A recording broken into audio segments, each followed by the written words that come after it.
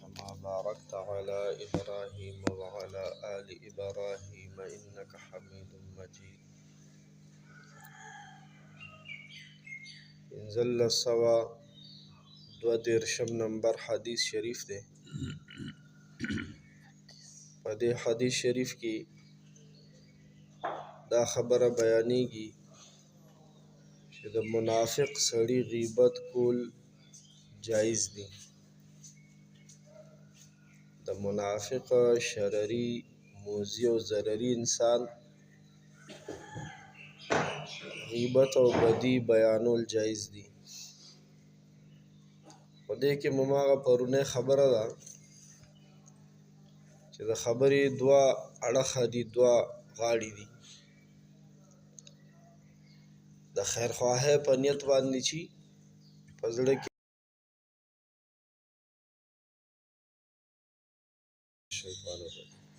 دا مخکې د دغه منافق او شرری انسان د شر او د منافقت نه بچ شي، د هغه د دوکې خوړلو نه بچ شي، دوکه پې نه شي. په دې نیت باندې بیا د منافق او شرری انسان غیبت کول جایز دي. او کنه صاحب هسې خوله په خوند کوي او بس غیبت عادتي، یا هغه منافق سړی د خلکو مخ کې شرموي او ذلیله کوي، نو بیا داسې جایز نه دی. وعنها دا حدیث هم د مخکینی حدیث په شان د مور بیبي حضرت عائشه صدیقه رضی الله عنها نه روایت دی. الله تعالی دې ترې راضي شي. الله پاک دې د خپل ځان نه راضي کړي او زمونږ او ستاسو د ټول امت د لوڼو زامنو طرفه دې الله پاک ام المؤمنین مور بیبي له بهترینې بدلې ورکړي. قالت مور بیبي فرمایلی دي قال رسول الله صلی الله علیه وسلم، پیغمبر علیه السلام فرمایل ما اظن فلانا و فلانا یعرفان من دیننا شیئا،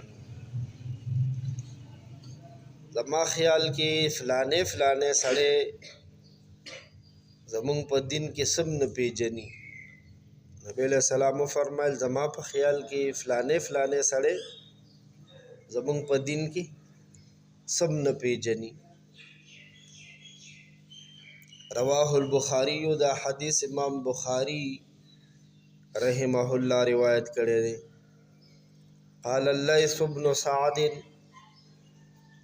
لیث ابن سعد رحمه الله فرمائی بیا احد روات هذا الحدیث، د دې حدیث په روایت کوونکو کې یو راوی دی. دا حدیث چې کومو پاکو حضراتو را نقل کړی دی په هغې کې یو شخصیت دی.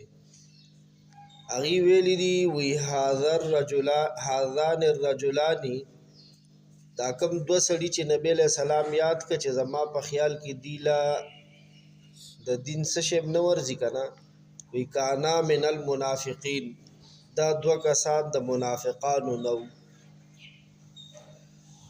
ګوره دا خبره خو چې په شیشه چا پسې کې که نه چې فلانی له د دین اسم نه ورځي، دا غیبت دی، دا غیبت دی. خو نبی علیہ السلام د دغه دوه کسانو وکړو او بیا وضاحت راوي وکړو چې دا دواړه منافقان. نو دې حدیث نه معلومه شوه چې د منافقینو غیبت کول جایز دي. ولې؟ ځکه منافقان خلک چې دا در پرده فسادیان دي، په سپینه جامه کې سړي له ټک ورکوي.